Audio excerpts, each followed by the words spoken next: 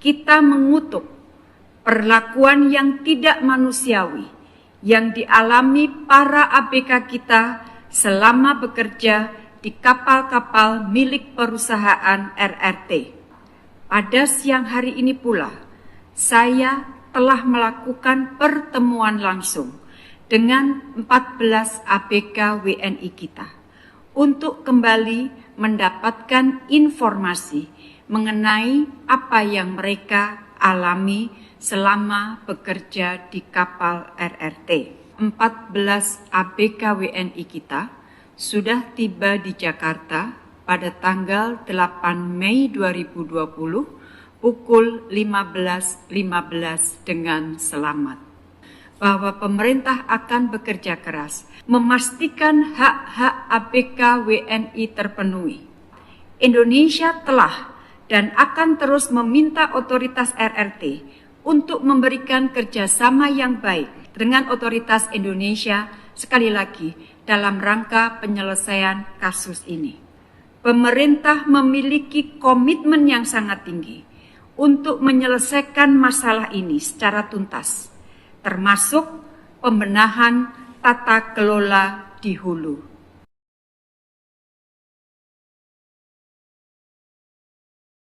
Bismillahirrahmanirrahim. Assalamualaikum warahmatullahi wabarakatuh. Salam sejahtera bagi kita semua. Teman-teman media yang saya hormati, terima kasih sudah berpartisipasi di dalam press briefing pada hari ini. Saya akan menyampaikan beberapa update terkait para ABK Indonesia yang bekerja di beberapa kapal RRT. Pertama, dapat saya sampaikan bahwa 14 ABK WNI kita sudah tiba di Jakarta pada tanggal 8 Mei 2020 pukul 15.15 dengan selamat. Sebelum keberangkatan dari Bandara Incheon, saya sempat melakukan pembicaraan per telepon dengan mereka untuk menanyakan kesehatan mereka dan meminta mereka agar dapat memberikan penjelasan mengenai apa yang mereka alami selama bekerja di kapal-kapal tersebut.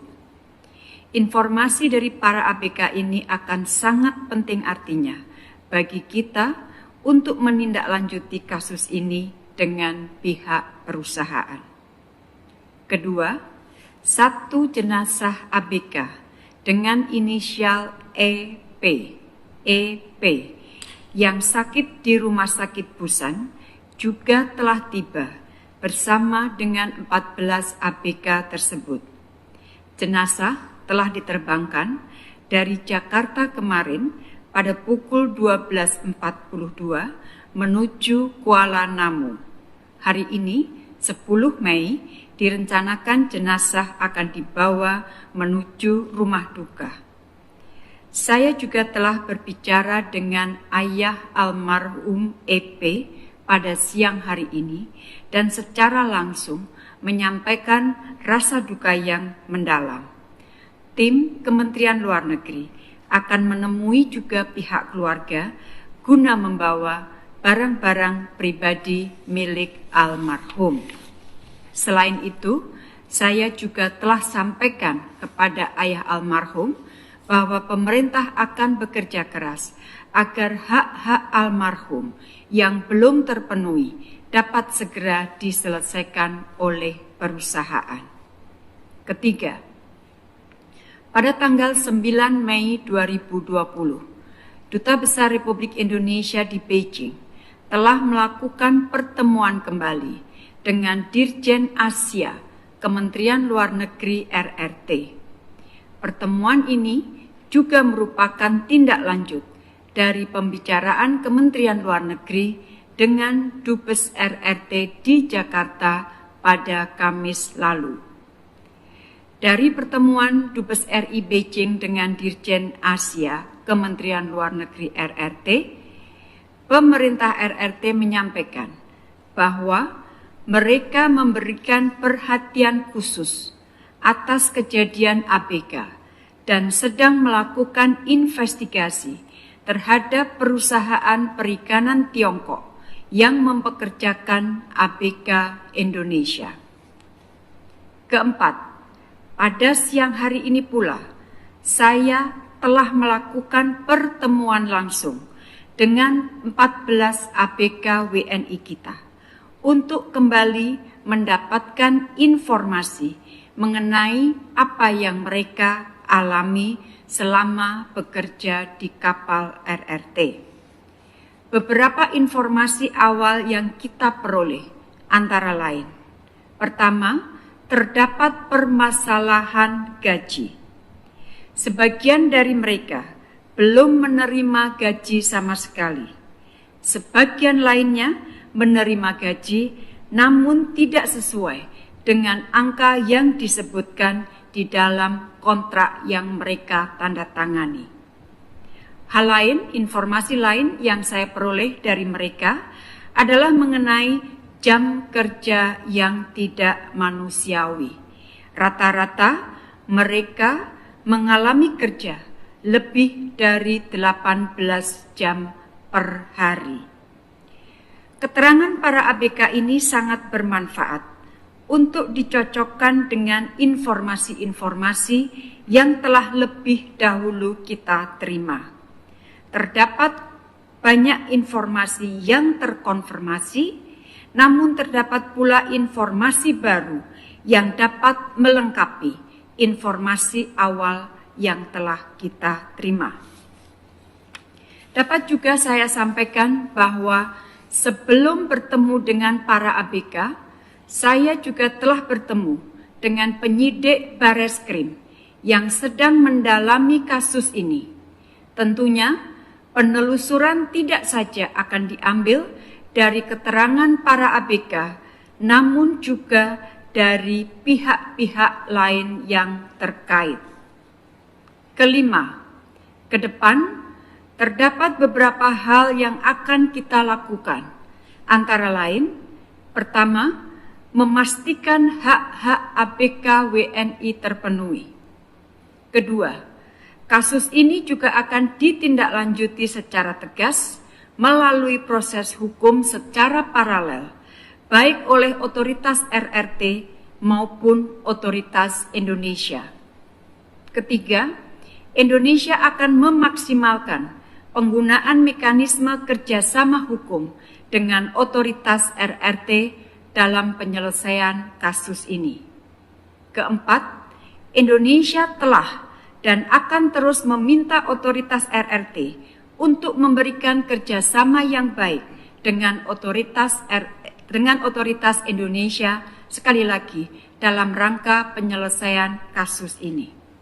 Teman-teman media yang saya hormati, sebelum saya tutup, sekali lagi saya ingin menekankan bahwa pertama, kita mengutuk perlakuan yang tidak manusiawi yang dialami para ABK kita selama bekerja di kapal-kapal milik perusahaan RRT. Berdasarkan informasi atau keterangan dari para ABK, maka perlakuan ini telah mencederai hak-hak asasi manusia. Kedua, pemerintah memiliki komitmen yang sangat tinggi untuk menyelesaikan masalah ini secara tuntas, termasuk pembenahan tata kelola di hulu. Demikian teman-teman yang dapat saya sampaikan. Terima kasih. Wassalamualaikum warahmatullahi wabarakatuh.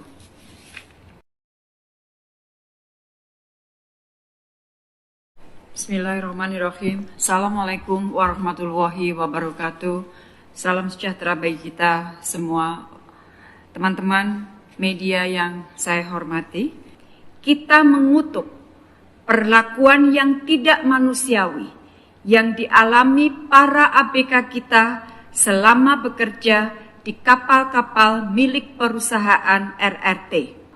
Pada siang hari ini pula, saya telah melakukan pertemuan langsung dengan 14 ABK WNI kita untuk kembali mendapatkan informasi mengenai apa yang mereka alami selama bekerja di kapal RRT. 14 ABK WNI kita sudah tiba di Jakarta pada tanggal 8 Mei 2020 pukul 15.15 dengan selamat.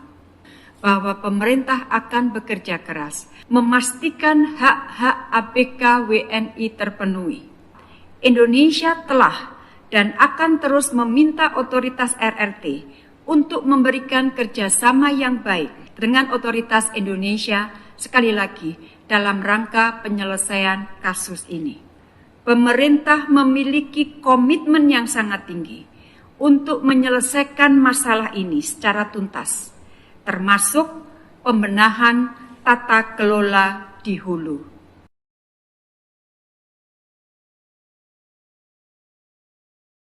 Bismillahirrahmanirrahim. Assalamualaikum warahmatullahi wabarakatuh. Salam sejahtera bagi kita semua. Teman-teman media yang saya hormati, terima kasih sudah berpartisipasi di dalam press briefing pada hari ini. Saya akan menyampaikan beberapa update terkait para ABK Indonesia yang bekerja di beberapa kapal RRT.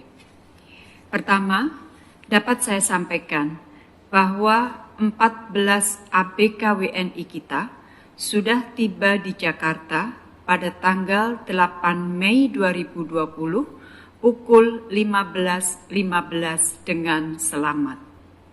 Sebelum keberangkatan dari Bandara Incheon, saya sempat melakukan pembicaraan per telepon dengan mereka untuk menanyakan kesehatan mereka dan meminta mereka agar dapat memberikan penjelasan mengenai apa yang mereka alami selama bekerja di kapal-kapal tersebut.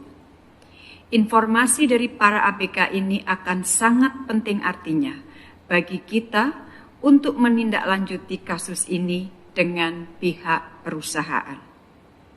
Kedua, satu jenazah ABK dengan inisial EP